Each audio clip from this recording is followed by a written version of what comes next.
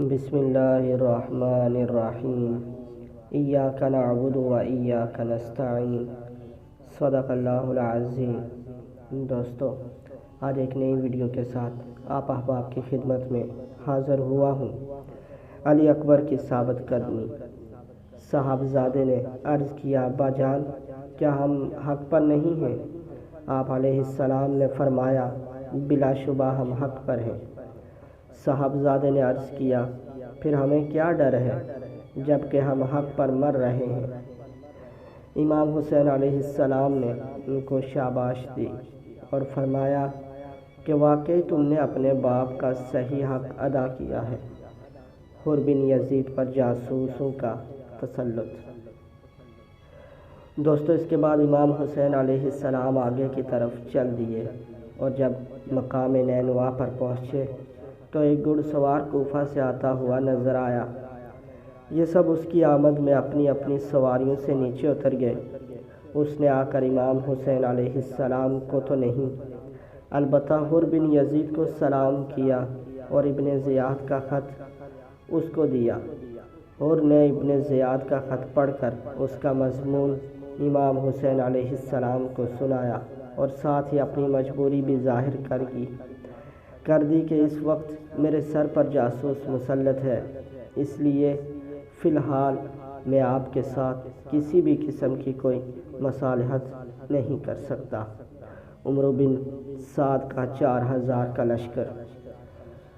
دوستو، اس کے بعد ابن زیاد نے کوفہ سے عمرو بن سعد کو مجبور کر کے 4000 کا لشکر دے کر امام حسین علیہ السلام کے مقابلے کے لیے بھیج دیا۔ عمرو بن سعد نے یہاں پہنچ کر امام حسین علیہ السلام سے کوفہ آنے کی وجہ پوچھی تو آپ نے پورا واقعہ سنایا اور فرمایا کہ اہل کوفہ نے خود مجھے یہاں آنے کی دعوت دی ہے، اگر اب بھی ان کی رائے بدل گئی تو میں واپس مدینہ جانے کے لیے تیار ہوں۔ چنانچہ عمرو بن سعد نے اسی مضمون کا ایک خط لکھ کر ابن زیاد کی طرف لکھا کہ امام حسین علیہ السلام واپس جانے کے لیے تیار ہیں۔ پانی کی بندش۔ اللہ اکبر۔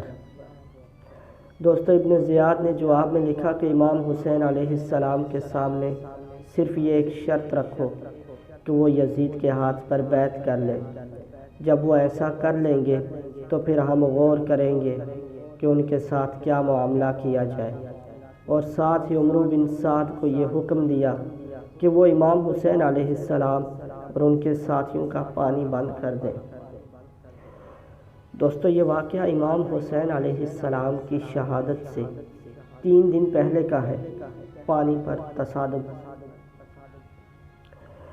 چنانچہ عمرو بن سعد نے ان کا پانی بالکل بند کر دیا، یہاں تک کہ جب یہ سب حضرات پیاس کی شدت سے نڈال ہوئے تو امام حسین علیہ السلام نے اپنے بھائی عباس بن علیس کو 30 گھڑ سواروں اور 30 پیادہ پاؤں کے ساتھ پانی لانے کے لیے بھیجا۔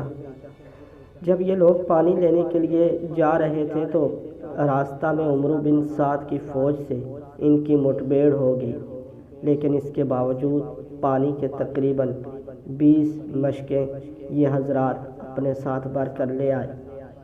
عمرو بن سعد کا مکالمہ۔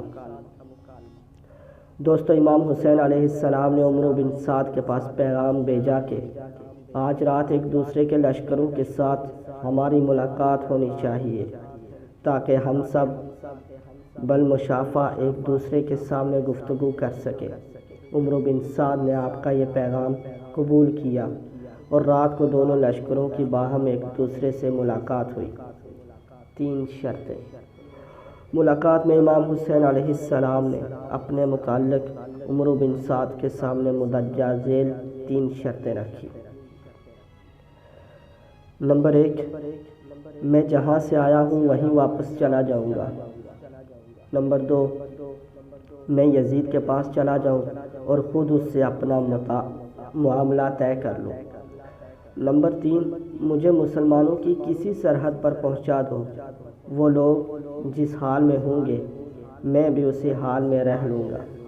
عمرو بن سعد نے امام حسین علیہ السلام کی یہ تینوں باتیں سن کر ابن زیاد کی طرف دوبارہ ایک خط روانہ کیا جس میں لکھا تھا کہ اللہ تعالیٰ نے جنگ کی آگ بجھا دی اور مسلمانوں کا کلمہ متفق کر دیا۔